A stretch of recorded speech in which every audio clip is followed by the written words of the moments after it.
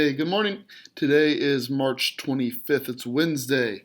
All right. I'm going to share another quick little game, another game from my collection that I really enjoyed, that my family really enjoys. And that is a game that's lot less intense, I guess, strategically and things like that. A little more random, which is more lighthearted, things like that, less thinky than Pandemic, and that is King of Tokyo by Richard Garfield. Okay. This game plays really well with groups of 4, 5. Really well with groups like not so. It says you can play with 2 and you can play with 2. It doesn't work as well. It does have player elimination, so when you do, you can be removed from the game, which kind of stinks a little bit. But it doesn't. When it does happen, usually it's deep into the game, and it's great. So what is this game? Okay, well, again, as you can see from the cover of it, okay, King of Tokyo, this is set in, well, the city of Tokyo, and you are going to be a large monster, a la Godzilla, King Kong, things like that. Okay, so some of these monsters are things like, what is this one called? This one, I forget what her name is. Cyber Kitty.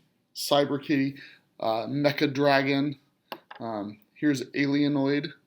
And there are 6 different characters, and there's expansions and stuff as well. But the base game, there's 6 different characters that you can beat. Now you have your little character here, and each character, let me grab the Cyber Kitty, has a little tracker here that tracks their victory points here. You can slide around, start with their victory points, will start at 0, and then their health here. Their health will start at, I believe, it'll be 10. So the health starts at 10.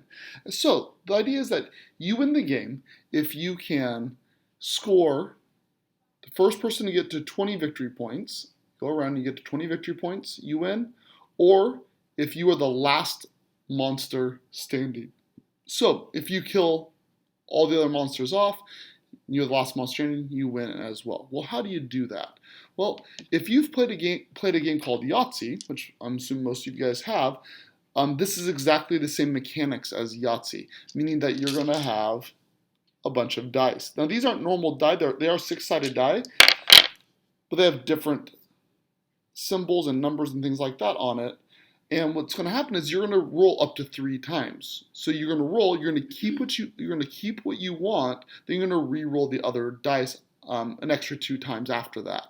And at the end of that third roll, or you can stop before that, but at the end of the third roll, whatever you rolled, you then put into play and use. So let's go through these dice real fast. Okay, a heart means that you're able to refill your health. So if I was at 9, and at the end of my turn I had a heart, I could go ahead and refill back up to 10. Pretty simple, right? Okay. The fist means that I can attack. I can punch, essentially, hit another monster. And I'll get into what that kind of looks like here in a little bit. And then the other side here is a lightning bolt. Lightning bolt gives you these energon cubes. These cubes are primarily used to buy upgrades. And there's a ton of upgrades that you can purchase, such as this first one here is called the herbivore.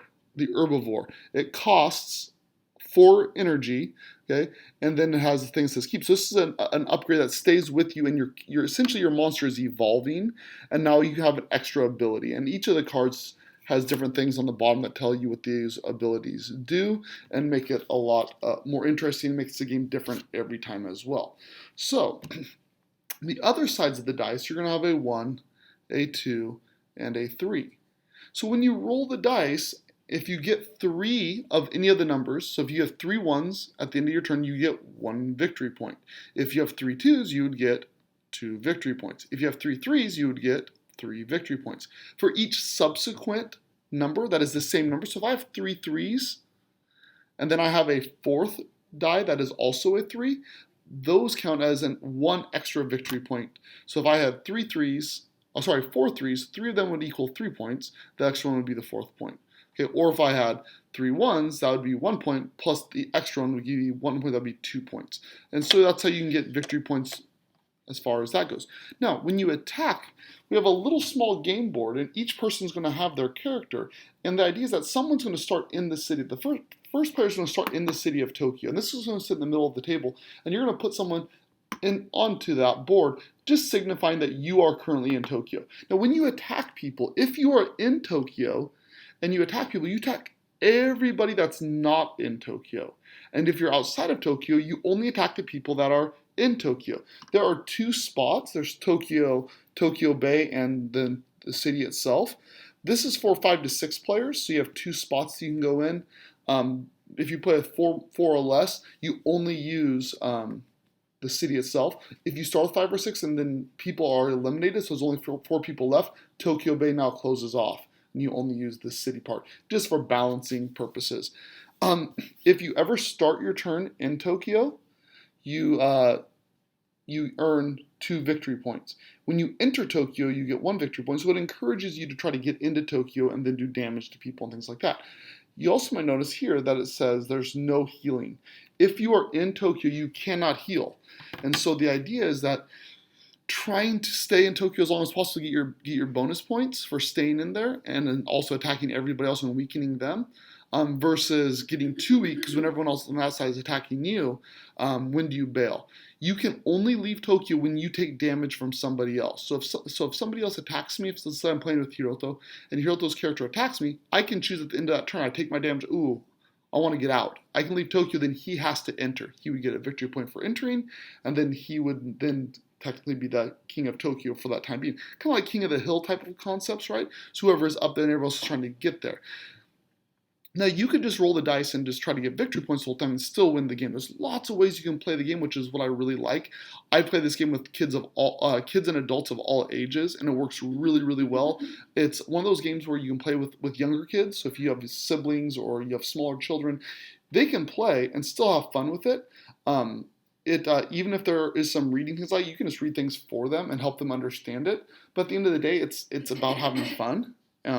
It's a great game to practice the ideas of like risk reward, pushing your luck, whether do I stay in Tokyo, managing that risk, do I reroll and try to get something else, but the odds, the probability isn't likely. If I have 2 3s, the likelihood of me getting another 3 is 1 in 6, which is like 16%.